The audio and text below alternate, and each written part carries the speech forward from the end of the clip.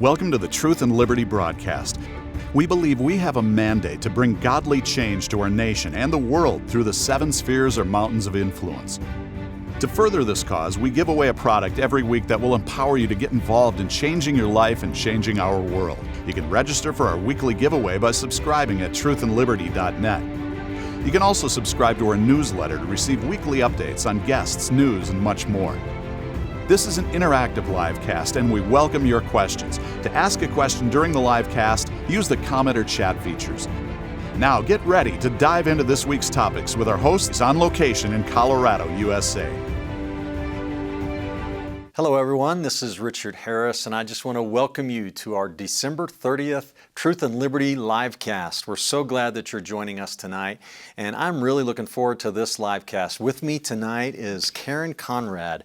And Karen, it is always awesome to have you with us. Thank you. Karen was on one of the founders of Truth and Liberty way back, I don't even know how long, 3 years ago now or something like that. It's been a while. And she's one of our board members, and you work for Trinity Broadcasting Network. And you were just telling me before that you're now the Vice President of Wealth Builders, an awesome ministry that... Yes, with Billy and Becky Epperhard. It's just such a blessing, and it's all kind of like part of the family, right? Yeah, absolutely. So neat how God is bringing the kingdom together and keeping us all connected. I know, it's so amazing. So I'm really glad you're here tonight. Thank you. I'm so glad to be here. Well, it's going to be an awesome live cast. You know what I thought we would do tonight is spend some time just looking back over this year, because it's been an amazing year. It's been an amazing year for Truth and Liberty, an amazing year for our country, and a lot of stuff. So what do we have to look forward to?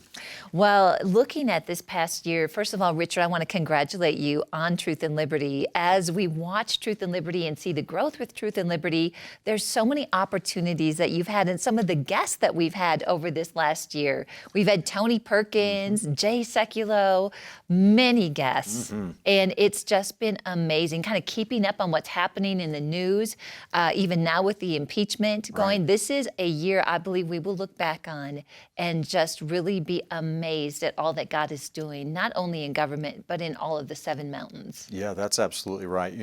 And Truth and Liberty this year has been phenomenal. We've had, we don't just do the live cast, we have our website, which we have strived really hard to make it a great tool and resource for people. So we have a resources page there that has all kinds of amazing stuff on there. And, some of the events we've had this year, Karen, we had the Stand for Truth and Liberty Conference with Bishop E.W. Jackson. That was, what a powerful event. I tell you, it was amazing. Amazing. And we had our In God We Trust rally, Restoring Faith, Family, and Freedom to Colorado. Colorado's our backyard here. A great turnout for that. It was. We had 1,200 people, both live and online. Yes. And a lot of grassroots organizations. And so, we're just... And you brought people to the Capitol. You and Andrew went to the Capitol to just have a voice, to stand against some of the things that are happening. That's right. And I think that even being placed in Colorado with this ministry, and Colorado being the trifecta right now towards the left, you are in there. Truth and Liberty is in there doing things, speaking the truth, bringing events together, bringing congressmen together, and really helping to turn the ship in this state. And Richard, you've said many times that Colorado, if we can do it here, you'll be able to set a pattern or a strategy that should be able to go across the entire nation. Right. Well, that's what we believe the Lord's giving us, that strategy, and looking forward to what God has ahead for us here at Truth and Liberty. Absolutely. So, yeah. Well, tonight, this live cast happens to be pre-recorded, and so we won't be able to take live questions tonight. Not tonight. If you're watching, you can feel free to email us or submit a comment on Facebook, and we'll do our best to get to that later. But it's still going to be a great live cast.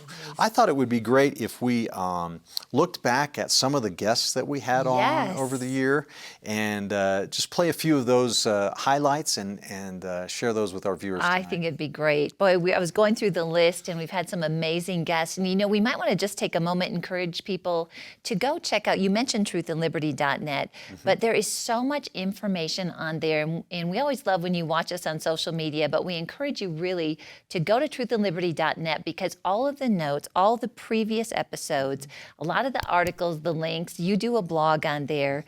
And that's really the best place for people to watch, to not get interrupted. We've been interrupted once in a while on social media. Yeah. So take a moment, and that's a new website that you put together this year too. Right, truthandliberty.net. Yes. And you can get all the past episodes are archived, but also we're viewer supported. And we really appreciate your generosity and your donations. We're a 501c4 organization, so your gifts unfortunately aren't tax deductible to you, but we guarantee they are going to do God's work in advancing the kingdom of God in our culture. So we really appreciate that. Just go to our donate button on our website, and you can fill that out there, and we really want to thank you for your contributions. Yeah. So, one of the one of the highlights of the year, we had so many guests. Otherwise, everyone's going to be the best. That's the thing. I was looking back over our list of guests this year, and it was like, who do we show clips of? Because there were too many. We could do this all night long. But one of the highlights has to be Abi Johnson. Oh, I totally agree. Yeah. Oh, and in the story, just to remind you about Abi Johnson, she is the woman that worked for Planned Parenthood. I think she was one of their rising stars, one of their best managers. And it's really amazing. She was told what was happening inside when people had abortions, and she was told something that was a complete lie. She was told that the babies don't feel it. She was told that, everything's fine. It's not really a person. And then one day she was asked to go back into the room with the patient, and she watched on an ultrasound what really happened with that baby. And she went from pro-choice to pro-life in that moment. Yeah, powerful story. And her movie, a movie was made about her life called Unplanned. And shortly after it was released, we were able to have her as a guest here on the live cast. And what a great live cast that was. So right now, I think we'd like to just cue that up, and let's take a look at a piece from her live cast. Also, you've got this ministry, and then there were none. You need to share a little bit about what you're doing and how people could be involved or participate in that. Sure, yeah. If you go on Facebook and you type in Abi Johnson, it'll be the first page that pops up. I'd love for people to follow me. I, of course, post about my work, but I also try to post about my family so people can sort of get to know us. And then our ministry website is actually abortionworker.com. And we have videos there where people can actually go and watch videos of people who were at one point in time working inside the abortion industry and then left. And you can see just the profound change that's taken place in them. And I firmly believe that God loves a good conversion story. And so to see that lived out in the lives of these men and women it's really an honor to watch. And Abi, some of the people who saw the movie Unplanned may not know that I think you're just a few weeks away from delivering your 8th child. Is that correct? Yeah, about a week and a half away. Oh my goodness. Congratulations, awesome. Abi. So you are great with child. We appreciate you taking the time to be with us. Of course. And didn't you just show it on the ultrasound in Times Square a couple of weeks ago? Yeah, tell us about that. Yes. Yeah, I was... it was funny because, of course, I have a great relationship with Focus on the Family. And so they had called me and said, would you be interested in speaking for this event we're doing? And I said, sure. And they told me they were going to be doing a live ultrasound and putting it up on these jumbotrons. And so I said, well, I'm sure by now you guys already have that role filled for the person that's going to have the ultrasound performed on them. And he said, actually, we don't. We're actually still looking for someone. And I said, well, I don't want to impose, and feel free to say no, but I will be in my third trimester, very much in my third trimester, when I go to do this event. And he just said, oh my gosh, I can't believe I didn't even think about that. Would you be willing to do it? And I said, of course. So it was neat. This baby, my friend bought a little onesie for the baby. We don't know if it's a boy or girl. Bought a little onesie for the baby that says already famous, because back in January, I was speaking at the West Coast Walk for Life. And they did a demonstration with, I think there were 7 or 8 of us who were pregnant, and they put the Doppler, the heartbeat machine, on us, and then put it into a bullhorn. So all 7 of us, you could hear our baby's heartbeats going at one time. And so that was really powerful. And so, so then I went back when I was 36 weeks pregnant with this baby. And, it was so sweet because you could see the baby's little face and everything on the 3D image. And then they played the heartbeat, and there were a lot of protesters there, and they had drums and all kinds of noisemakers and things like that. But it was almost like this holy hush went over Times Square in that minute. There was no noise. I mean, undoubtedly the loudest place in America, right? There's always a siren going. There's always something going. People are all around. It was completely silent. My friends that were standing out there, they said, Abby, it was so eerie how silent it became. There were no sirens. There was no noise. All you could hear was that baby's heartbeat. Wow. And so, no matter how much people want to protest what we're doing and protest abortion, or protest the pro-life movement, there is something very powerful that cannot be denied when you play the sound of that heartbeat.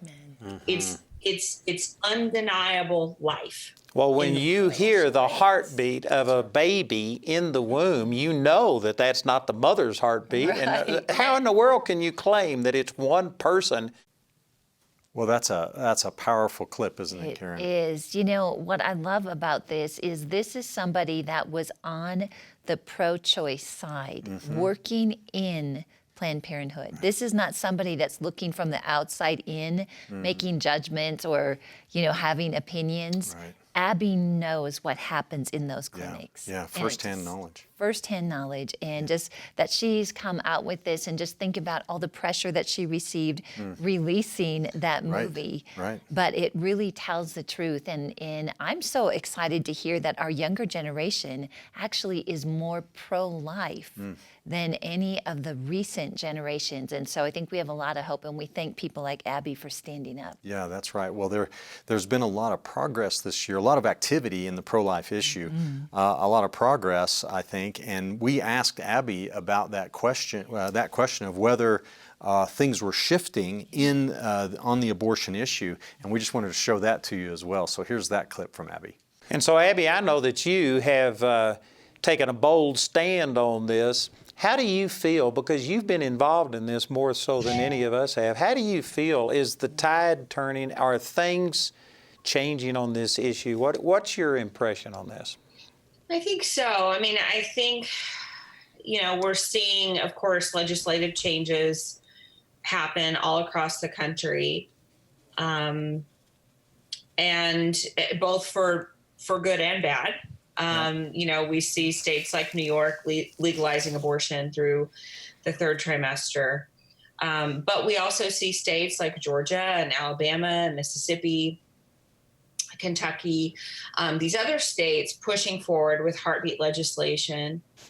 And I think that one of the ways, sort of a litmus test for how I'm able to see how our culture is responding, is based on how our opponents are responding. Yeah, that's a good point. That is really good. And I can tell you that those who are opposed to the Lord right now in our culture,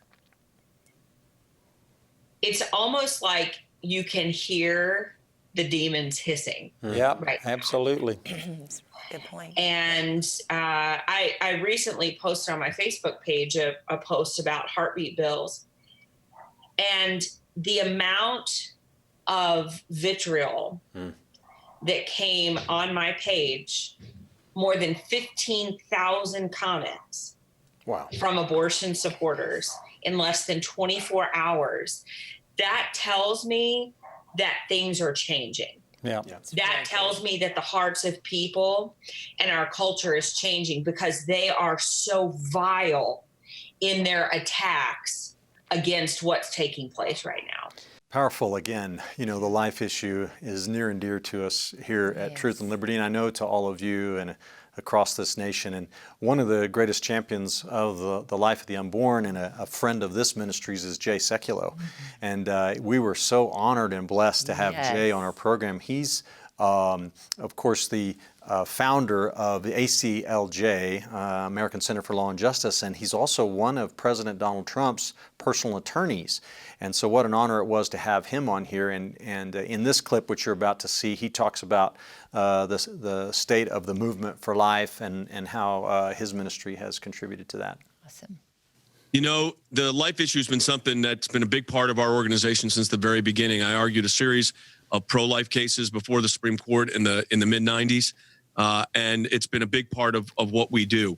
And then you had the situation. I'll tell you what really kind of launched all this, Andrew, over the last couple of months, was this overreach in Virginia, where the sponsor of a particular piece of legislation was two things. It was New York and Virginia.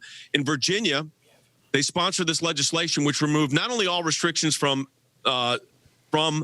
protecting the child and just an unrestricted right to abortion, but included after the child was born, where the governor of the state of the Commonwealth of Virginia said, well, we would decide once the child was born, then we talk to the parents and decide what they want to do about it. And he says, once the child was born, you've got to protect the child. I mean, you've got to give a medical necessity. What do you mean? We'll decide what the parent, what are you going to do?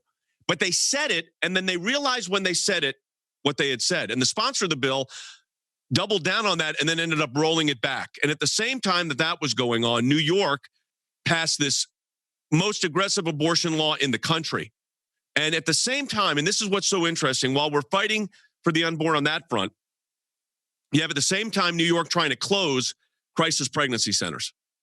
That is these centers that offer women in a crisis pregnancy hope, the gospel, assistance financially, education, adoption referral, and they were trying to close those organizations down while they were promoting basically infanticide. So we went to work in our government affairs office. I sent a litigation team to New York to litigate the issues, and we've sent Freedom of Information Act requests out to Virginia to find out what was behind this bill. But it's the same industry, and it's an industry that is committed to, without any apology, committed to standing, in their view, for this unrestricted right to abortion, which of course is contrary to the right to life and the protection of the unborn. We've got to start arguing that the unborn child is a person entitled to protection under the Constitution. Jay is right in the thick of everything in New York City. Yeah. Isn't that amazing? It is. And he loves Andrew. Yes, he does. I learned there that Andrew's been supporting him for a long time. So it's so great. Yeah. And the next person we want to talk about is a great historian, Bill Federer. He's got the American Minute, and every time that I hear Bill or I read one of the things from American Minute, it's like, how does he come up with this? Yeah. He's got such great depth of understanding of our nation's history. Yeah, he is one smart guy. He really is. If you have not yet subscribed to American Minute, make sure that you do so. And actually, you can connect with American Minute right on our website at truthandliberty.net. Right. Well, so this next clip, Bill is sharing with us really kind of, I would say, a sobering analysis of the cycle that nations go through as they slide toward tyranny. And it's kind of a wake-up call for us. And so, we're still in the thick of the fight, and this is a good reminder of that. And you were just showing that this same thing has happened through history time and time again, and we're on this cycle. And unless we stay true to the founding principles of this nation, we aren't going to be any different than any of these other nations that have existed throughout history. Yeah. Well, the idea is Plato, 380 BC, is in Athens. And he said the city government in Athens would go through 5 stages. And the first stage he calls rule of the capable. So these are people that know how to run farms and businesses. They know how to run city government meetings. They're just responsible. He called them lovers of principle and truth. They do a good job. The city grows. And there's another group that wants to get involved in politics. Plato called them lovers of fame. These are people that don't have any experience running anything. They just want to get in front of people and have the attention. and they could have been a Olympic athlete and they got famous, or a theater. This sounds like American Sounds politics. familiar, doesn't it? And Plato says, or even a busybody, but they end up getting involved in politics, and because they love fame so much, they hate being defamed. So these people will bend on public opinion. The first group, they're going to do what's right because they got to balance the book, say whatever you want. Second group, they'll bend. And because they have no experience running anything, they yield to selfishness, avarice, where they will use their position to benefit themselves, pad their retirement, funnel a little money to their friends and their brother-in-law's construction company. Before you know it, it turns into an insider clique. And Plato called this the third category, lovers of money. And so they take money away from their political opponents and funnel it as favors to their political supporters. And everybody wants to be a part of this deep state elite tied-in clique to get the favors. This sounds like Medicare for all and all these kind of things. And then the next step is Plato says that the people get tired enough that they throw the bums out and they set up a democracy. He says a democracy is the most charming form of government. It's like a bazaar where you can buy any viewpoint. It's like an embroidery patchwork with lots of different colors. And the chief characteristic of a democracy is lovers of tolerance. So you go from lovers of principle of truth, lovers of fame and honor, lovers of money. Now it's lovers of tolerance. And it's great. Everybody tolerates each other. And then they tolerate people that are a little bit off. Then they tolerate people that are a lot off. Till finally they're tolerating crooks and crime and fraud and broad daylight thievery, and nobody does anything. Nobody cares. They're just tolerating it all. And then it creeps into the family. Sons are disrespectful to the fathers. If the father corrects the kid, he just shakes his head and walks away. And then Plato says it creeps into the young man's morals. And he says the young man, he even says this, the manner of life is that of Democrats. He uses that term because he's describing a democracy.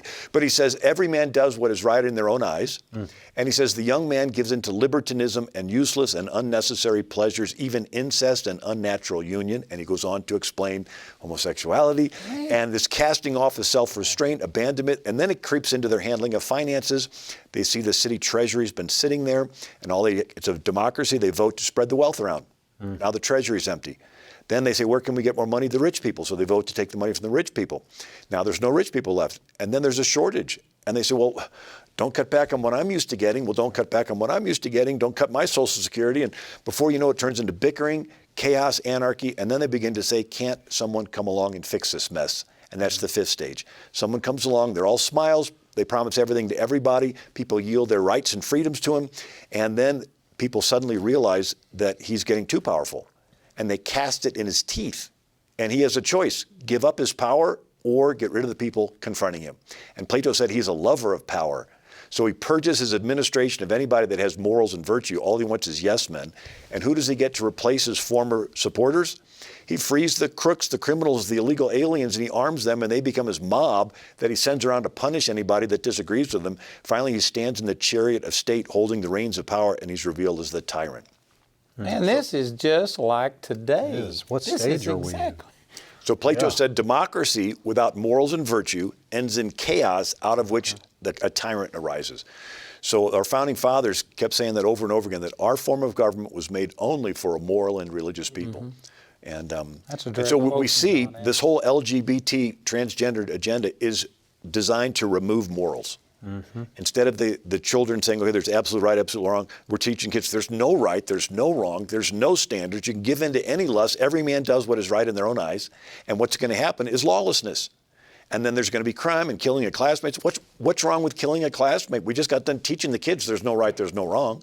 Their life is an accident from evolution, right? And so you create this lawlessness, and then people are going to say, well, we need the government to come in and restore order. And the government says, okay, we're going to take away everybody's guns. We're going to take away your freedom of speech so you can't say something that offends somebody and they riot. And yeah, they'll restore order, but when the dust settles, you'll have transitioned. Richard, that is incredible how he is tracking things. You know, we're supposed to learn from history, and this is a great example of that. And really, when you look at what's happening today with the no borders push, the incredible homelessness that we've got, especially out in California, and this immense push for socialism that is starting in the education system. Right. Yeah, absolutely.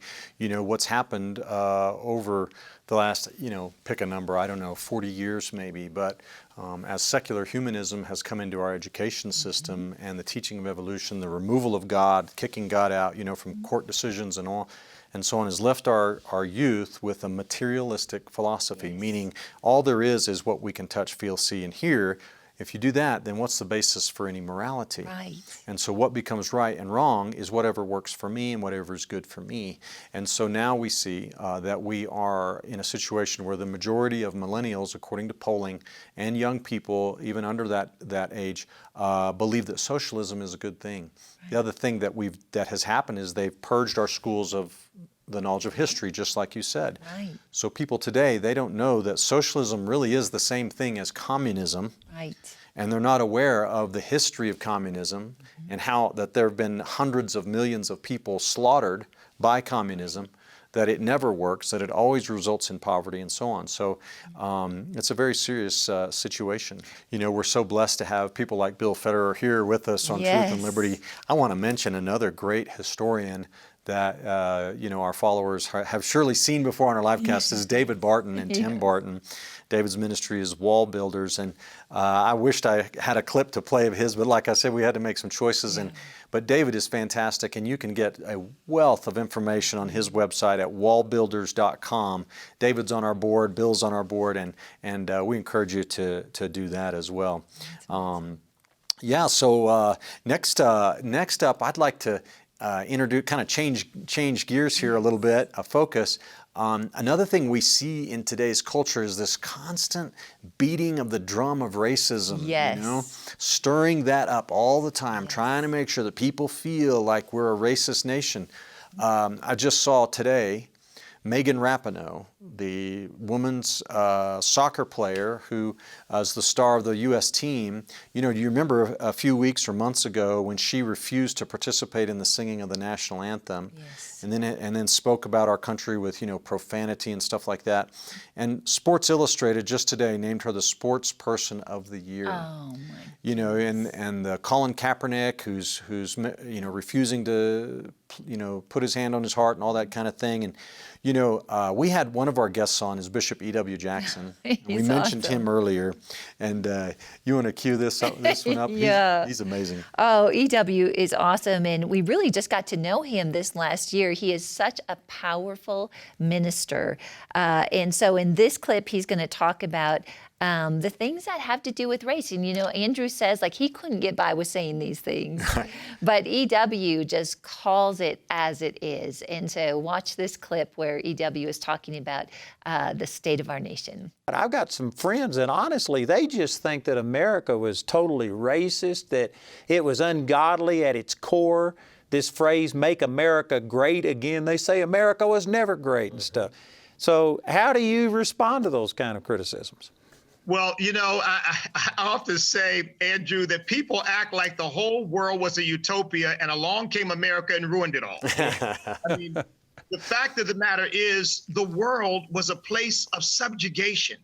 It was a place where almost the whole population of the world were in one way or another enslaved, because that's the way the world operated. There was no democracy. There was no republic. There were no constitutions. People were ruled by kings and feudal lords and dictators. And along came America and established itself on a different basis. And yes, we did have slavery in America, but we didn't create it. We inherited it. But I say only one country on earth that's ever existed founded itself on the principle that all men are created equal and endowed by our Creator with inalienable rights, and among these are life, liberty, and the pursuit of happiness. And that word, that truth spoke to the conscience of this nation through every crisis we've had where people have divided against each other over ethnicity. And that's why, Andrew, I tell people I'm not an African American. I am an American. Amen. I love this country. Amen. And I think if people really see history for what it is, the truth of it, they'll realize America's a wonderfully blessed and unique place. And I know that you know this, but the colonies were started, they were ruled by the British. Every nation on the planet had slavery, and the British had slavery by law. And Thomas Jefferson and George Washington, who were both Virginians, tried to get the British government to outlaw slavery, and they wouldn't do it. And people say, well, George Washington and Jefferson had slaves. Well, yes, they did, but it was against the law to let a slave go. And I'm sure part of the reason is because if you let them go and society embraced slavery, what were they going to do? They couldn't have survived. So anyway, for whatever reason, these men tried to outlaw slavery, and they made a compromise when the colonies formed their rebellion, but the majority of them, I think it was 9 out of the 13 colonies, wanted to outlaw slavery, but they needed the cooperation of the others, so they made a compromise, but they put in their Constitution that in 20 years after the formation of the Constitution, that slavery could be outlawed. Right. And on the very day that that was possible, Thomas Jefferson, he didn't abolish slavery, but he abolished the import or export of slaves and greatly diminished slavery. So it's not the way people present it. The founding fathers overwhelmingly understood that slavery was immoral. And think about this, I use this analogy, particularly with Black Christians. I say, if some kid goes out and robs somebody or shoots somebody, the first thing we want to say is, well, he came from a poor home. He came from a bad background. He grew up in the ghetto. There were all kinds of influences.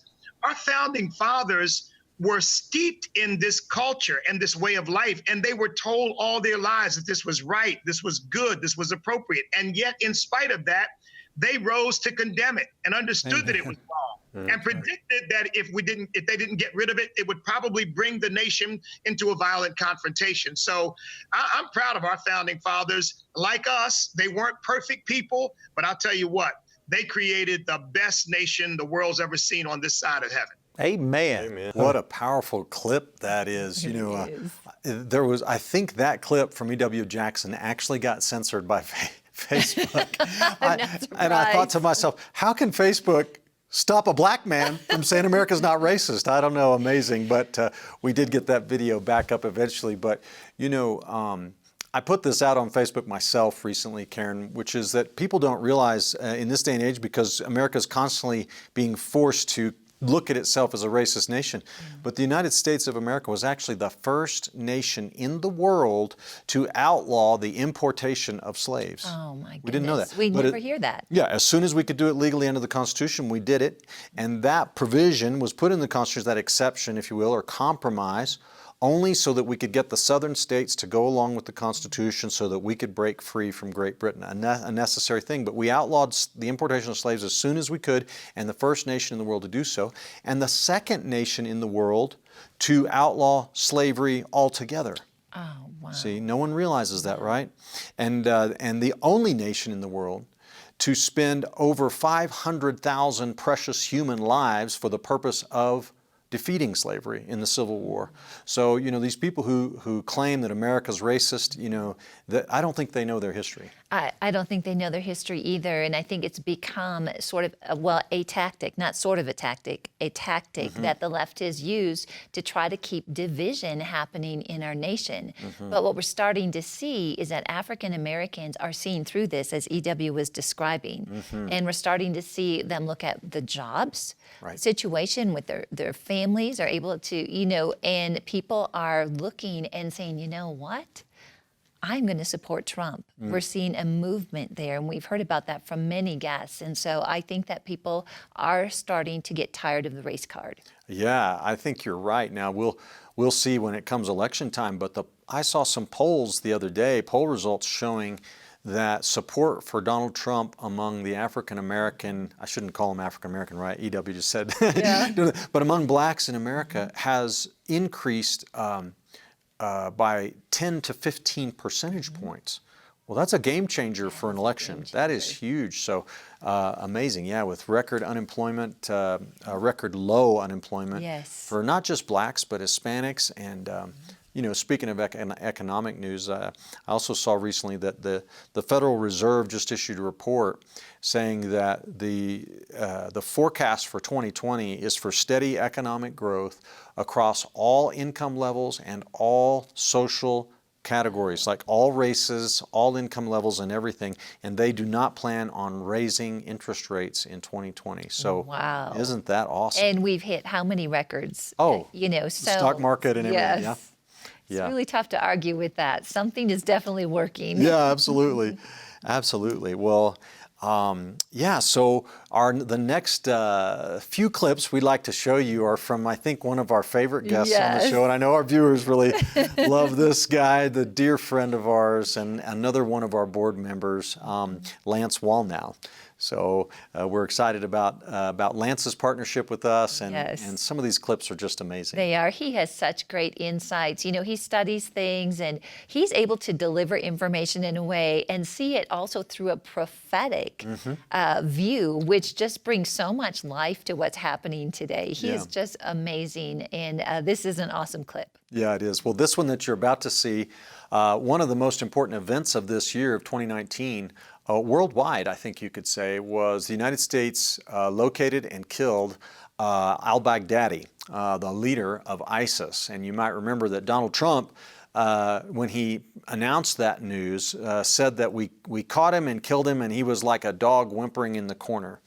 Well, I don't want to be insensitive, but the snowflakes out there didn't like that he called this man a dog and got upset about it and this and that. And here's Lance's unique insight on that news piece. This Baghdadi thing. So I'm talking to Christians because I'm getting feedback on when I go speak. Well, Lance, you know, and I understand what people do. They bring up their problem and make it sound like somebody else. Well, what do you say to the pastors when Trump talks so callously and inappropriately about the shooting of that ISIS leader? I said, okay, so he's talked about Baghdadi, the guy that was shot, and he characterizes him as crying like a dog and all this stuff. Now, clearly, you're not going to be doing that if you're in a pulpit or something, but people don't understand.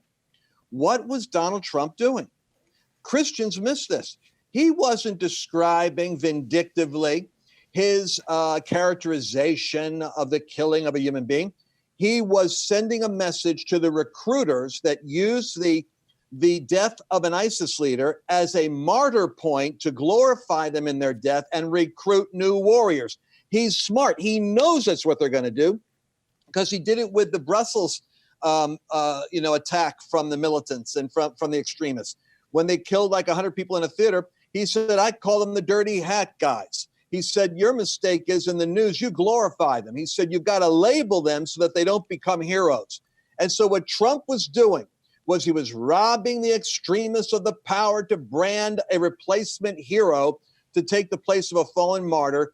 And his language was exactly appropriate to the way in which the extremist community would listen and say, well, we can't use him as a recruiting tool. That's why Trump did it. That's a great point. And I've also heard that Muslims detest dogs. That's a terrible thing to call a person. And so by doing that, it makes your point that he was devaluing this person. He's no martyr. He's a dog.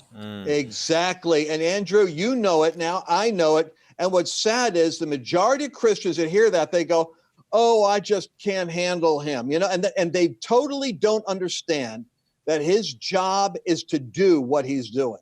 Great insight, isn't it? Yes. Oh, and of course, now what is really dominating the news? As a matter of fact, as I was driving here from the airport, I kept pulling up Fox News and taking a look to see what was happening. But the impeachment hearings, and Richard, you would think that we've got two completely different state of facts because when you listen to one group of people on the left, they've got one story, and then the Republicans have a completely different interpretation.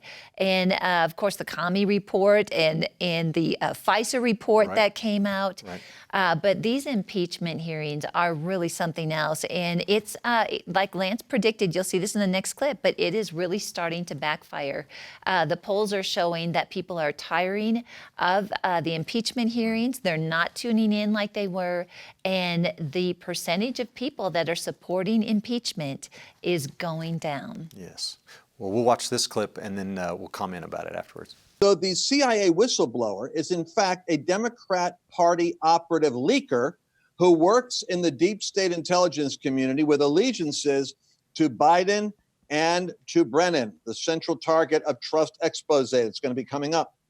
So therefore, he himself is a suspect because that individual whose name is not allowed to be mentioned, it's kind of interesting, his name can't be known, that individual wasn't even on the call. He was listening to another Democrat Obama appointment moan and groan about what he perceived to be the president on the call, which their big complaint is that the president of the United States is exercising his constitutional prerogative to engage foreign affairs as he sees fit rather than do it through the deep state at the State Department, where he has a ton of bureaucratic enemies.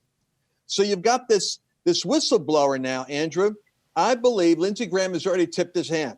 He said, if that whistleblower has any connection with Joe Biden or a connection with other people that are connected to what is going to be discovered and prosecuted by the Attorney General, then he's going to have a hearing and he's going to have to answer our questions. So we're going to have a meeting with him. So I think this ball that was started in order to just hit Trump and in the public psyche and damage him, I think this thing could actually go the other way and put people on the hot seat that will be cross-examined.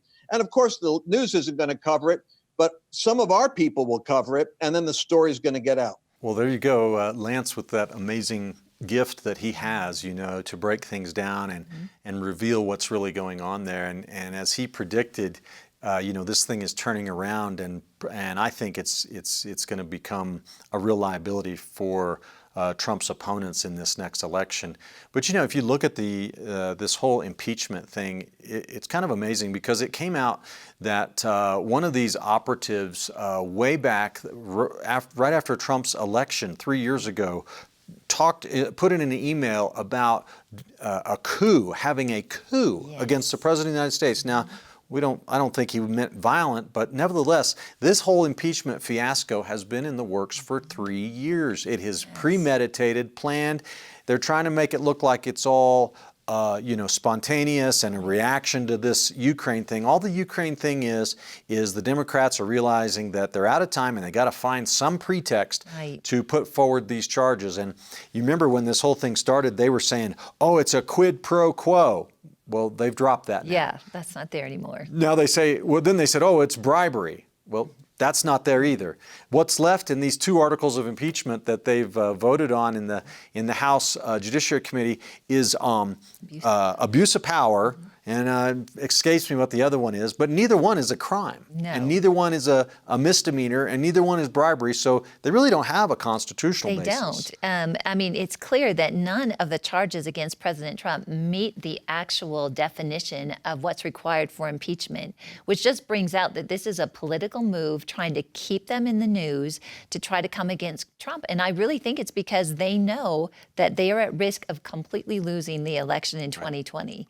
Yeah, I would say it's another nothing burger, just like the Mueller investigation. Yes. And I think they've really shot themselves in the foot here. Well, and we'll see if that bears out. Right. Well, especially with the FISA report that came out. Yeah. That was really eye-opening because I'll tell you, Lindsey Graham is just really doing a great job of communicating. And yes. I just watched his delivery before the report, and he was going through the actual text messages of the top FBI people, and it was very, very clear. They were panicking if President Trump won. Right. And it was happening before the election where they were literally spying on his campaign without communicating to his campaign about it, which was against the guidelines. But it continued after he was in office. And they actually had some reference to, well, it'll be an insurance policy. Right. Yeah, right? That's So right. if someone has an insurance policy, they have premeditated something. Absolutely. Right? In Yeah. case circumstances don't go their way. So that's going to be really interesting how that all comes together with this impeachment. Right. The chairman of that House Judiciary Committee, Democrat Jerry Nadler, he said that we cannot trust an election to remove Trump from office. Now, the last part of that, he says, because Trump has polluted the process or corrupted the process. But that's just add-on. There's no evidence of that. No. What kind of an individual Or what does that guy really believe if he says we can't trust an election? That's a tyrant, isn't it? It is, and the thing we have to be aware of is that is a direct threat to us voting, our vote counting, because basically it's saying that, well, you can vote, but we're not going to trust the vote. So it's trying to take the power of the vote away from us as citizens. You're 100% right on that, Karen. Wow. Well, we've got one more clip of Lance, and I love this one. One of the most amazing things, I think, that's going on right now in America is the Kanye West I totally agree. phenomenon. Isn't it amazing? Oh, it's so exciting. You know, you mentioned at the beginning we were talking about the 7 mountains. Right. Right? And this is such a great example. Now this is a guy that was steeped in the world that you would look at and just think there's absolutely no way that Jesus can reach someone like this. Right. But it's such a beautiful story of grace and him receiving God's love. And I'll tell you, it's got a big impact. So his album is #1 on the Billboard charts. Wow. And he was at Lakewood Church with Joel Osteen. Yeah. I mean, and he admits, he's like, hey, I don't know everything. He's not trying to come out and all at once be this person that is a theologian or knows everything. He's very humble with it. But I'll tell you, he talks about Jesus. And that's one of sometimes we'll see people in the entertainment industry maybe come out and talk about the Lord, but they really don't talk about the power of Jesus. And in watching some of the clips from Kanye, one of the things that really impressed me is he just said that there is no power outside of the name of Jesus. Wow. Isn't that amazing? That is awesome. Yeah, and his album, Jesus is King, reaching #1 on the Billboard charts. That's the secular. Yes. This isn't, some Christian chart. No. This is Billboard. And Kanye West, he's married to Kim Kardashian, isn't he? So these are, real heroes in the media, the entertainment mountain in the world. And for him to come so strong for the Lord, it's just really exciting. And it's affecting, of course, his wife, Kim, and their family, and so many people that have listened to his music over the years. Now they're listening to the new album. And I just think it's just like God is just amazing. It is such a wonderful sense of humor with this. But even the change in Kim, I don't know if you've seen some of the interviews that she's done, but it's really even impacted the way that she dresses. She's starting to be aware of the influence that she can have. And it's just, really a great opportunity for our culture to be impacted for the Lord. Amen. Well, we need to keep them in prayer, but it's really interesting. I want you to hear what Lance has to say about Kanye West in this next clip. Here's one I'm interested in. Can you comment on everything happening with Kanye West? How will this affect culture in the long term, and what is the appropriate response for Christians? Well, I'll tell you something, man. I love what's happened with Kanye. I'll tell you what, it is hilarious. And if the news was only covering what's actually news, I think we'd all be looking at the signs of this. So what Kanye's doing is basically, and I've got people in my groups that all complain, well, he's a novice and he shouldn't be doing this. And who's teaching him? Well, he's got pastors that are working with him, on fire pastors. I know that for a fact because some of my folks that my wife prays with go to churches with the pastors that are helping Kanye now. So he's got an infrastructure that's working with him, but he's doing the work of an evangelist. And my gosh, what an incredible, first of all, someone told me recently, they said, Lance, to understand Kanye, you got to know that he's a backslid Christian that rededicated his life. So it's not like he's just starting. He's actually got a lot of biblical worldview that he ran away from. And then he didn't like his life and he decided that he was losing his mind trying to take medication. I think it was because he was conflicted in his own head and heart about the call of God. And once he made peace with this calling, he's on fire. He's got that choir singing. He was in Joel Osteen's yesterday. He's got a gospel choir going into prisons with him. And I believe this could be the beginning signs of a spiritual awakening. And I just feel the anointing right now. I think we need to call forth what Charles Finney said were treasures. He called for trophies of grace. That in revival, you pray for trophies of grace. So what that means is somebody who is a trophy that's snatched out of the control of darkness and their platform and influence is converted over for the purpose of God. And Kanye is one of them. And may he be the first fruits of many more to follow. That is just awesome, isn't it? Boy, Lance really knows how to communicate what's happening in a special way. Well, Richard, one of the finest organizations that Truth and Liberty works with is the Family Research Council. And you were actually co-sponsor Truth and Liberty, and you were there in Washington, D.C. for the Values Voter Summit. Yes, we were. It was a great honor and an amazing event. It's great. And we were so honored when their president, Tony Perkins, was our guest. Andrew asked him about the positive developments in the culture war this year, and Tony gave a great balanced summary. You're saying Brownback, and you were saying that there was a lot of really positive things happening. We need to hear some of those because, man, there's a lot of bad stuff out there. So what have you heard? What is... Well, I mean, it's, the media is not going to report a lot of what we see happening here in Washington, D.C. And culturally, yes, I'm not going to put any kind of spin on it. There's a lot of bad things happening in our culture today, but there's a lot of good things happening in this administration. I mean, we're seeing a move back to a recognition of the sanctity of human life. We saw earlier this year the governor of New York, Governor Cuomo, basically celebrating, embracing infanticide. Babies born alive that survived an abortion, saying that they could be deprived of life. Well, we've seen Congress pushing back on that, but more importantly, we've seen state after state pushing laws that would not only protect the sanctity of human life and protect against infanticide, but now putting in place for when the Supreme Court gives the state the right to decide abortion within the boundaries of their state, essentially to make their states pro-life completely. Amen. And I was actually talking with the ambassador about this, that we've been praying for, many of us in the pro-life movement for years have been praying, repenting, and we've heard these prayers of repentance. Actually, repentance is to change. That's what the Greek word means, metanoia, to change one's mind, to change the direction. That's what we actually see happening in states across America. And there Tony, is a repentance. Yeah, and 2.5 years ago, before Trump was elected, I don't think anybody would have believed that now, in 2019, that we would have states that are passing laws against abortion. I mean, outlawing all abortion. We have seen a huge shift in this pro-life movement in the last 2.5 years.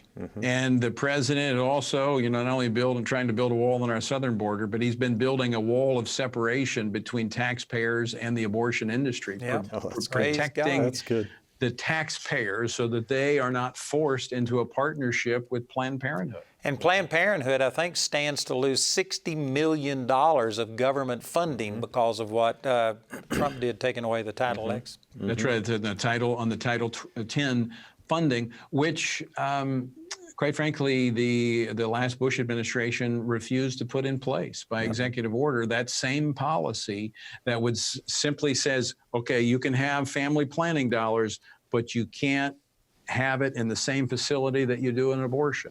And many of these Planned Parenthood clinics, as you pointed out, have said, no, we want to do abortion, so we'll pass on the Title 10 family planning funding. Well, speaking of good news, now this is a little bit old now, maybe about a month ago, but there was some survey results that came out showing that young voters are actually becoming less friendly toward the LGBT political agenda. And I don't know, did you see those results? I did. Well, it's the fallout. I mean, they're seeing the fallout. They're seeing that this is a loss of freedom. This is not about freedom. This is about the loss of freedom.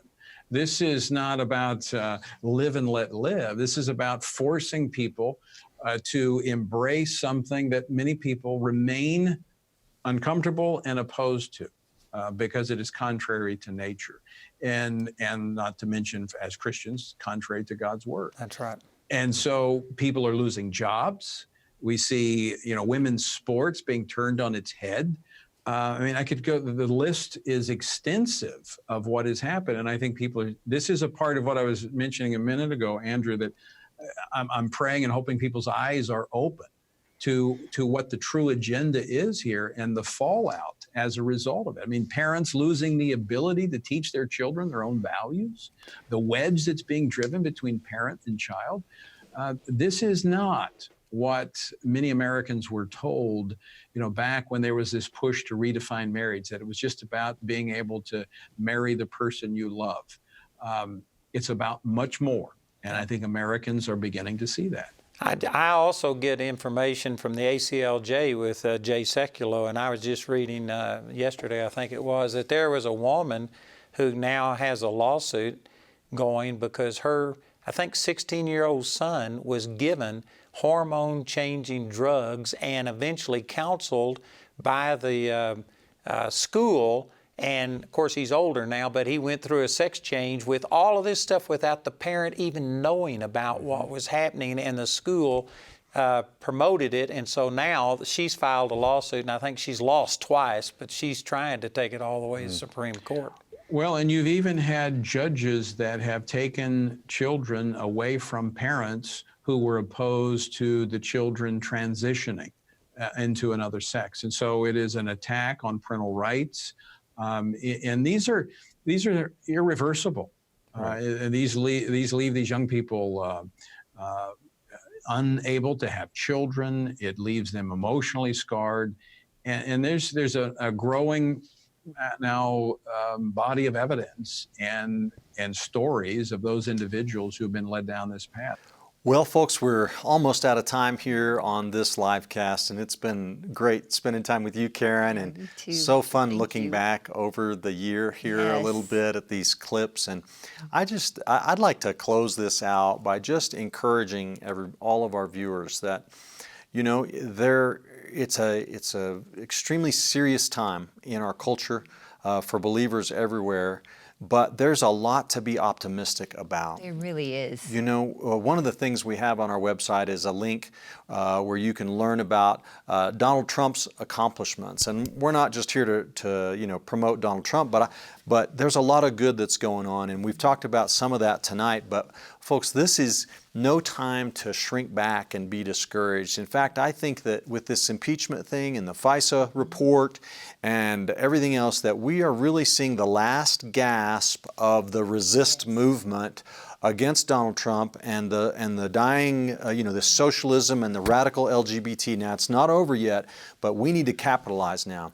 And it's time for people everywhere across America to get out, get involved, get informed, vote, talk to your neighbors, knock doors for your favorite candidate, make phone calls, make contributions, and all these things, not just political, but in all the 7 mountains. And because I think God is about to do something really big. I do too. Right when it just looks the darkest or the most discouraging is oftentimes right before the light, right? That's right. And so we are definitely in those times, and I'm really excited about 2020 and all that Truth and Liberty is doing. Well, it's going to be a great year for Truth and Liberty. I know that we're growing and we're gaining influence, praise the Lord, and have great things planned for this coming year with lots of great guests again, and the website and some events and rallies, and really more in governmental engagement and so on. So we encourage you guys to support us financially if you haven't done that yet. Check out our resources on truthandliberty.net. Thank you for your support, and be sure to tune in next Monday at 6 p.m. Mountain Time for our next Truth and Liberty livecast. And Karen, once again, thanks for joining us. It's been a great night and a great year. Join us next time for the Truth and Liberty broadcast. Find tonight's episode and related articles and links at truthandliberty.net. Truth and Liberty is viewer supported. If you'd like to help us continue our live casts, you can make a donation at truthandliberty.net or by calling our phone center at 719-635-1111. Our prayer ministers are there to help you with your donations and to pray with you.